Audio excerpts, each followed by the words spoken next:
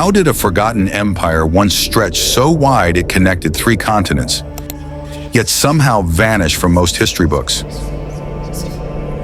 This isn't just any old civilization.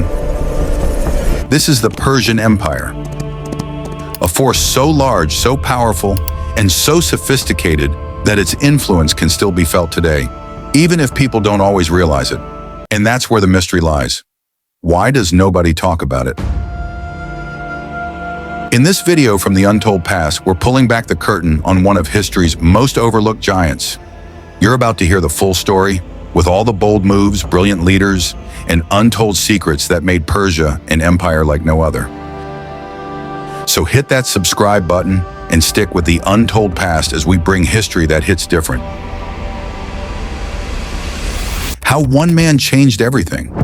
What if I told you one man's decisions 2,500 years ago still shape the world today? That's no exaggeration, because Cyrus the Great wasn't just a king, he was the kind of leader who broke all the rules. Before he came along, kings conquered with brute force. They burned cities and crushed cultures. Cyrus didn't do that. He flipped the script. He came from Anshan, a quiet corner of ancient Iran. Not much was expected of him, but in just a few years, he took over the Medes, Lydians, and Babylonians. That alone is huge. But here's the twist.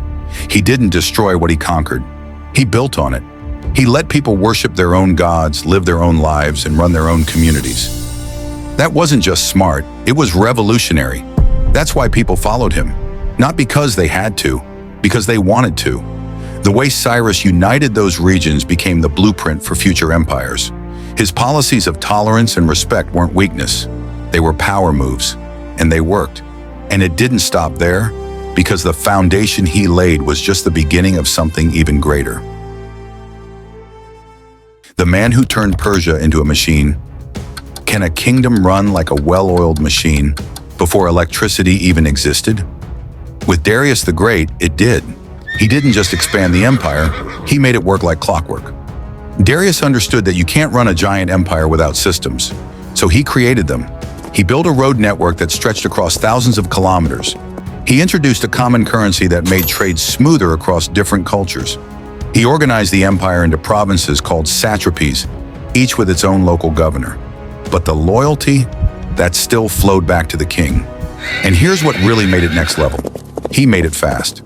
Messages that once took months could now arrive in just days. His royal road wasn't just for travel, it was for power, for connection, for keeping control without chaos. This was government before most people even knew what that word meant.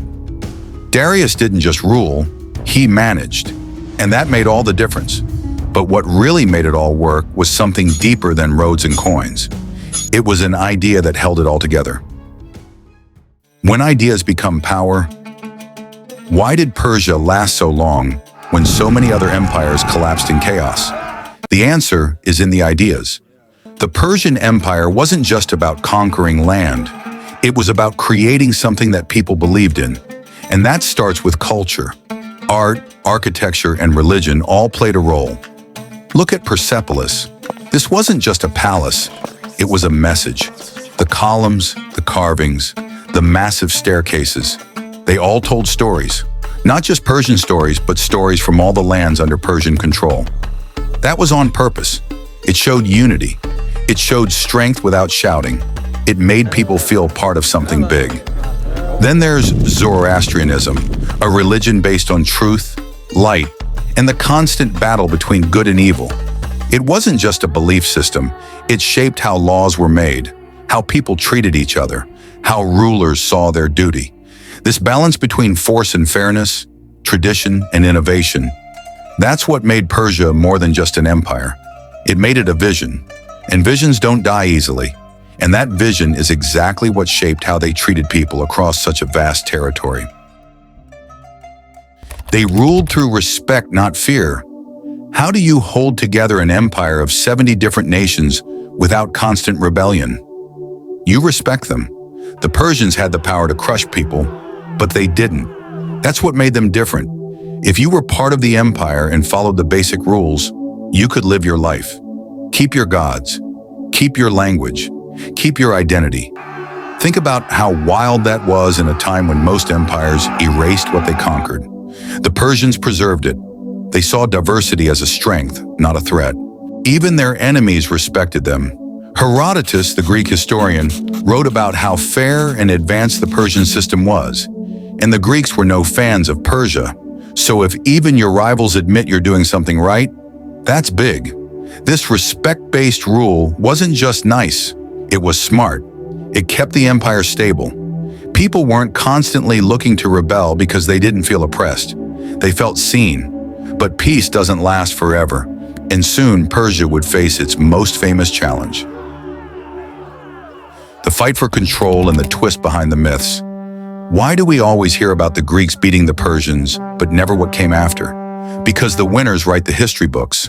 Yes, there were famous battles: Marathon, Thermopylae, Salamis.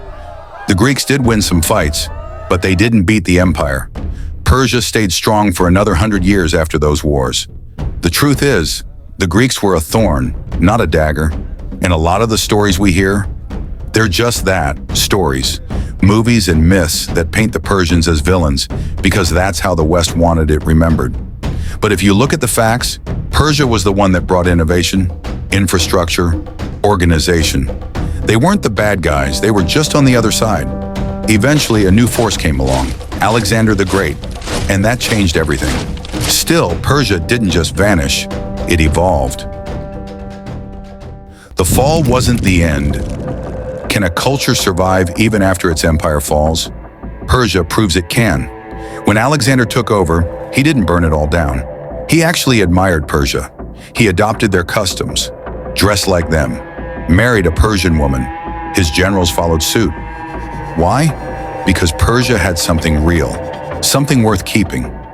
After Alexander died, his empire split. But Persia's influence didn't. It lived on in the Parthians, the Sassanids, in art, in science, in religion. Even today, Iran sees itself as the heir of that legacy. And honestly, so should we. Because a lot of what we call modern thinking, fair laws, religious freedom, diversity, Persia was doing it way before anyone else. And remembering Persia brings us to one big question: why don't more people talk about it? Why we need to remember Persia? Why does Rome get all the credit and Persia barely a mention? Because we've been reading the wrong version of history. Persia wasn't perfect, but it was brilliant, and it deserves to be part of the conversation, not just as a rival to Greece, but as a leader in its own right. An empire that shaped the world with its ideas, not just its armies. And maybe that's the part that scares people, that the so-called enemy was actually more advanced, more fair, more modern. That's why the untold past is here, to fill in the blanks, to tell the stories that got left behind. And this story of Persia, is one everyone should hear. Now you know the truth. The Persian Empire wasn't just big, it was brilliant. It wasn't just powerful, it was visionary. And if that surprised you, there's a lot more where that came from. Hit that subscribe button right now, because at the Untold Past, we bring you the real stories that history forgot. Stories that change the way you see the world. Don't miss what's coming next.